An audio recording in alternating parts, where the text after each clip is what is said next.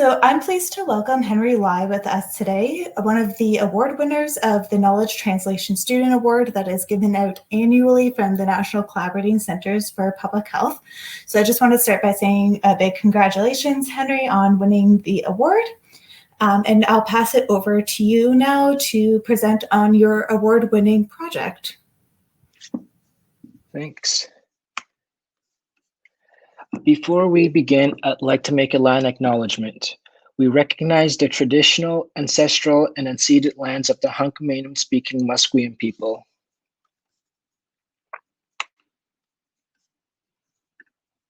We are honored to be learning and sharing knowledge in a meaningful way on a territory of the Musqueam people, and to have the spirit and heart of the community in all our work, including this project.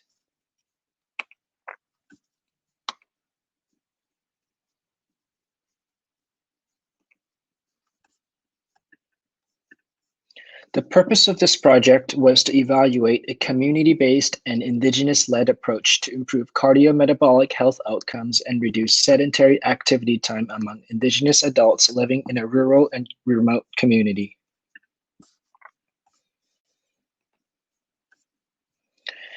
Cardiometabolic prevention strategies are important areas of health and wellness research with Indigenous communities. Cardiometabolic syndrome is a cluster of metabolic abnormalities that are risk factors for cardiovascular disease. Cardiorespiratory fitness, also known as VO2 max or maximal aerobic power, is a strong predictor of cardiometabolic health. And there's evidence in a recent systematic review to show that cardiorespiratory fitness is declining in Canadian Indigenous populations, reflecting the high prevalence of select chronic conditions observed over the past decade. The evidence is undeniable in that there is no clear threshold for benefits in the dose-response relationship between physical activity and health status. Health benefits can still be gained from adhering to physical activity guidelines that are well below current recommendations. And this is supported by empirical evidence in a recent systematic review of current systematic reviews involving millions of participants, and also endorsed by the recent position stand articulated by the American College of Sports Medicine. So in short, more is better, but every little bit of activity counts. And this is the evidence, and these are the statistics. The statistics are familiar to many of us, but from what I gather in my literature searches and my participation in knowledge sharing circles with Indigenous communities across Canada, there's a huge knowledge gap in health promotion that still warrants our attention. And sometimes promoting health means talking about things that don't directly seem to impact health. And what we need to talk about is cultural safety. How can we work with Indigenous communities to create culturally safe and relevant approaches to improve Indigenous health and wellness?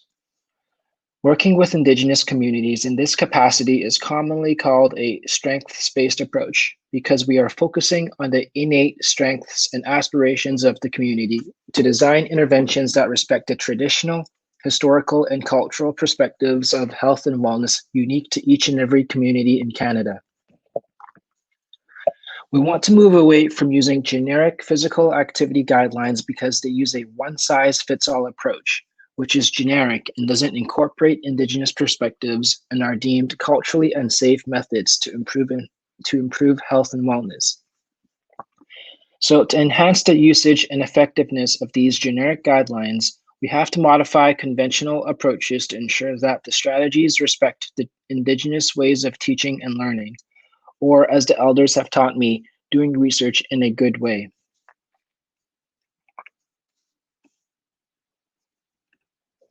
So that was what we focused on. We focused on building community capacity using culturally relevant approaches.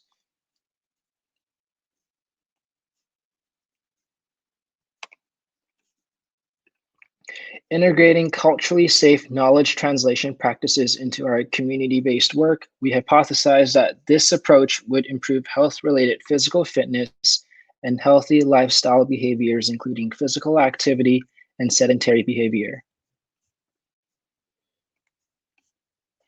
In consultation and collaboration with Lytton First Nation, we co-created, implemented, and evaluated a 13-week healthy lifestyle intervention designed specifically to improve cardiorespiratory fitness using individualized exercise prescriptions in a group-based walking program.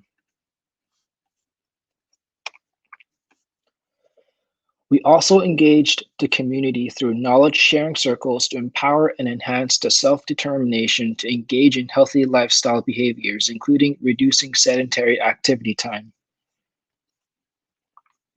So over the course of 3 months, we implemented weekly walk-run sessions followed by sharing circles. This is Lytton First Nation in British Columbia.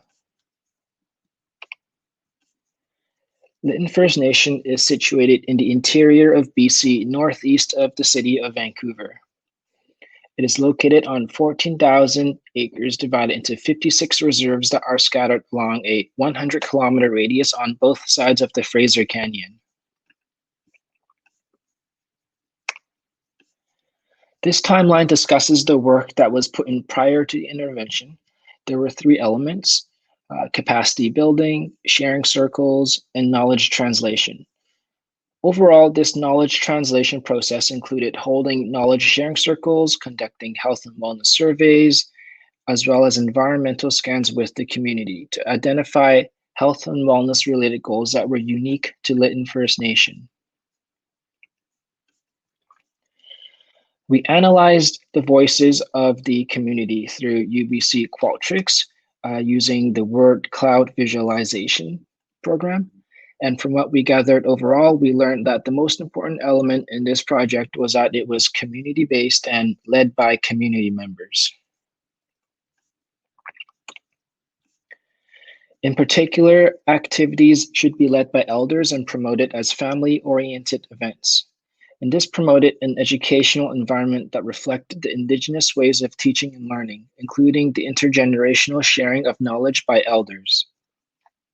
Traditional Indigenous elders are knowledge keepers. They pass on knowledge from generation to generation and are extremely respected within the community.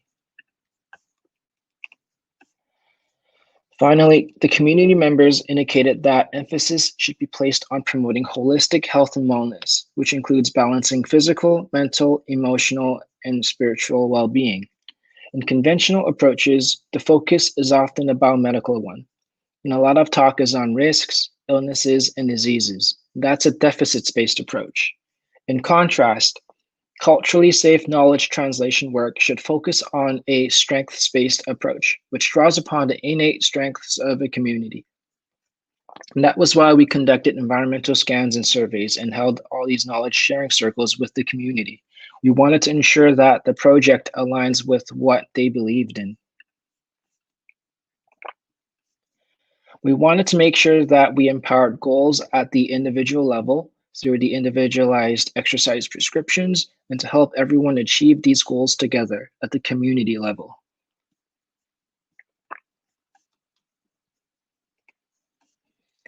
The goal of this individualized walking program was to provide guidance to help everyone make safe progressions towards meeting the international physical activity recommendations.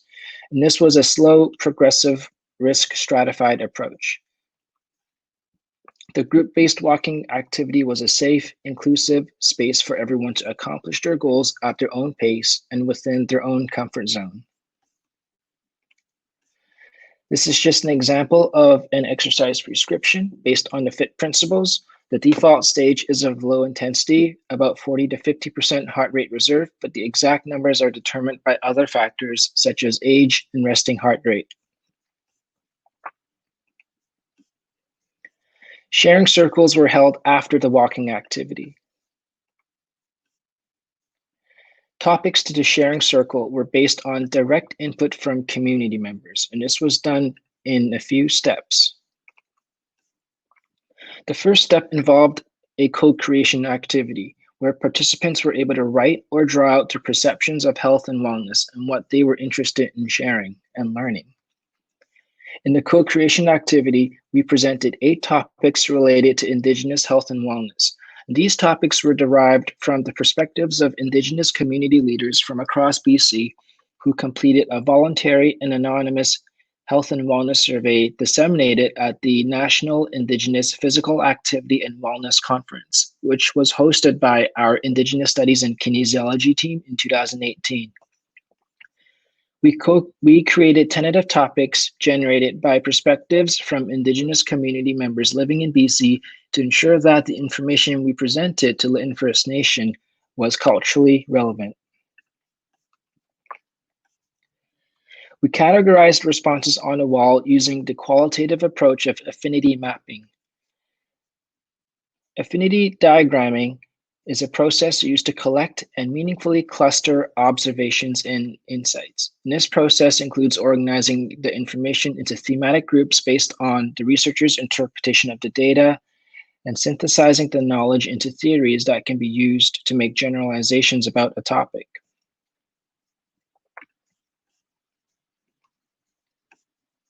And these were the finalized topics. These topics were introduced into our sharing circles and were always subject to changes based on direct input from community members. We also invited guest speakers from the community to facilitate these talks.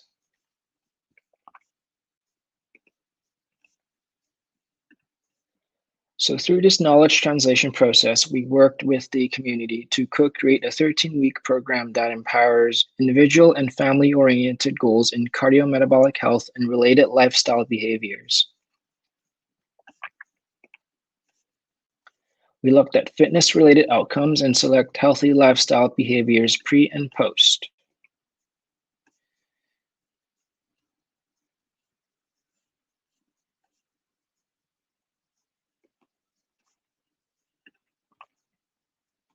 About 15 participants completed the program.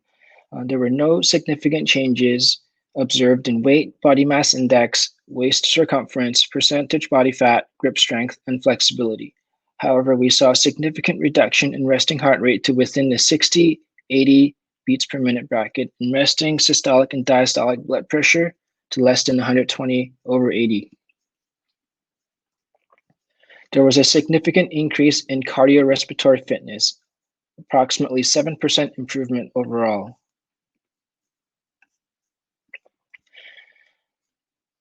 After a linear regression analysis, we see a really nice negative correlation. This shows that greater gains were observed in those with lower baseline fitness.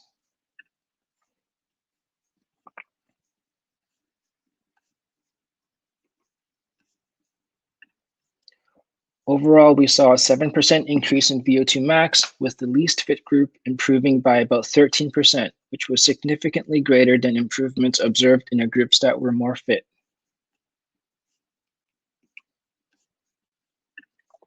From another perspective, the greater the self-reported moderate to vigorous intensity physical activity time, the greater the improvements in VO2 max. And the findings from self-reports are consistent with what we saw in the accelerometry.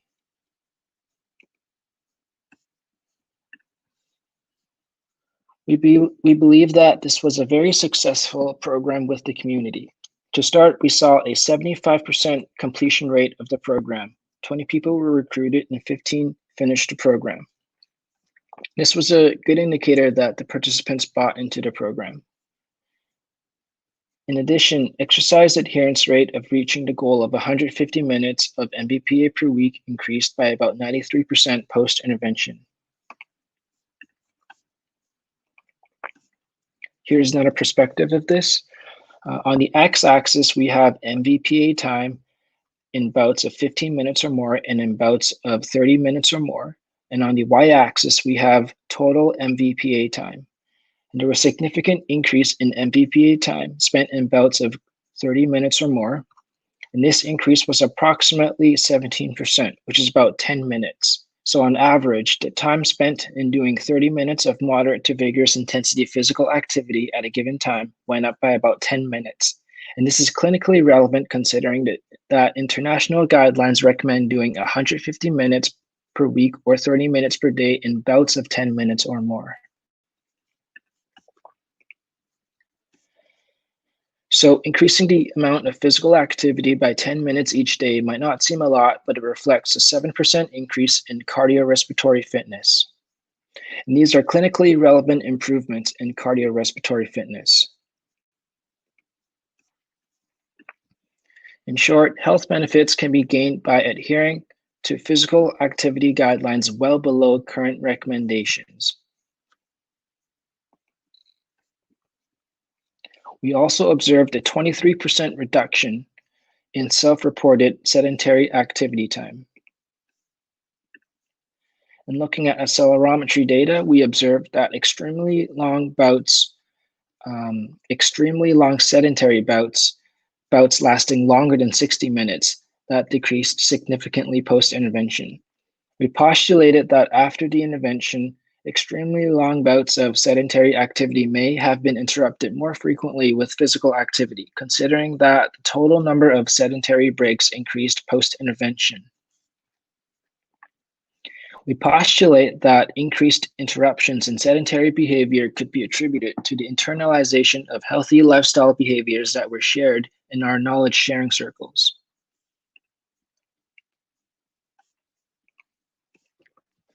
The results revealed a significant reduction in total screen time activity post-intervention. And based on our findings, we postulated that after the intervention, extremely long bouts of sedentary activity could be interrupted more frequently with physical activity. And this is just a visual representation of our findings.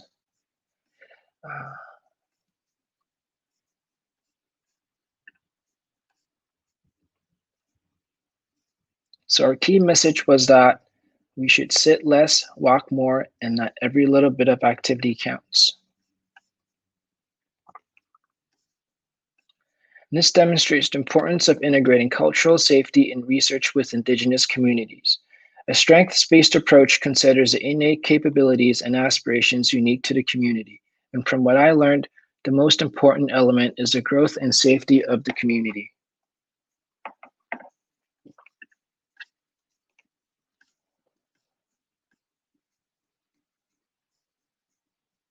So how should we promote health benefits of physical activity? This is the definition of knowledge translation defined by the Canadian Institutes of Health Research.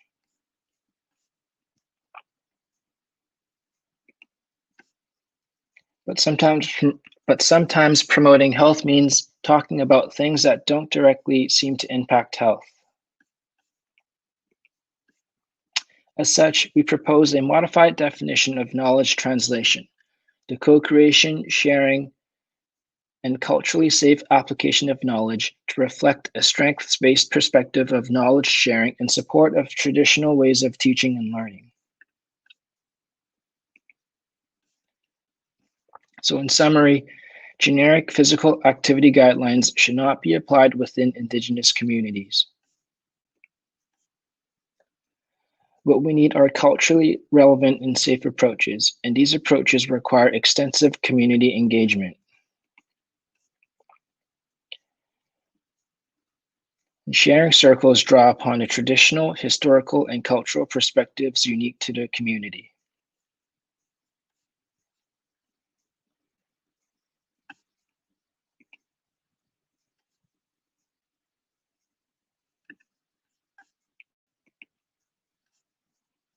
Just wanted to say thank you, Quiksham, Haichka, and Miigwech. Excellent, Henry. Thank you for that very insightful presentation. It was great to hear about your work in British Columbia. So just a few questions now. Where are you now? Where did your graduate studies and this project lead you in your current position? So I'm currently part of my lab as a trainee and working on community-based initiatives to promote health and wellness in a culturally safe way. So working with elders and working with my supervisors to create knowledge translation resources.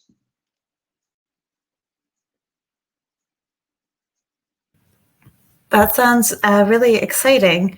And so I remember from your application, I believe there was some kind of national uptake of this. Could you speak more about some of the national work that's been going on? Yeah, so in partnership with our lab and the Indigenous Studies and Kinesiology program at UBC, we hosted the 6th and 7th annual National Indigenous Physical Activity and Wellness Conference in BC and Alberta. So that was really fun, and those learning experiences provided a really strong foundation in theory and in practice leading up to my master's project. That sounds really great. And one more question for you. So what has inspired you to learn about knowledge translation and to integrate it into your work here? What inspired me to learn about knowledge translation? First of all, I've been working in the community for a while, and I made lots of friends. And throughout my time as a youth worker with Musqueam, I've been very interested in promoting physical activity in a culturally safe way. And my directed studies at UBC inspired me also to learn about knowledge translation.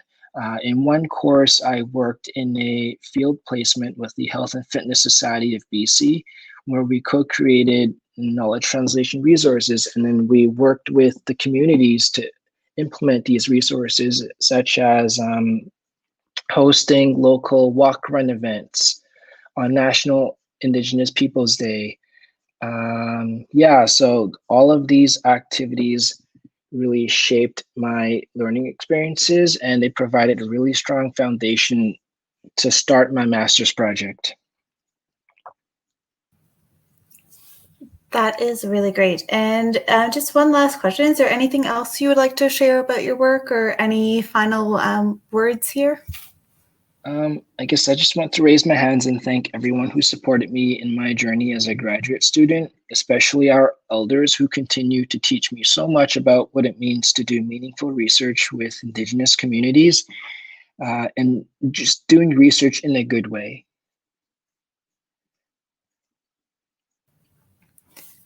Great. Thank you, Henry, so much for sharing your work and your presentation with us. It's really important work to move forward. So just thank you again, and congratulations on winning the Knowledge Translation Student Award.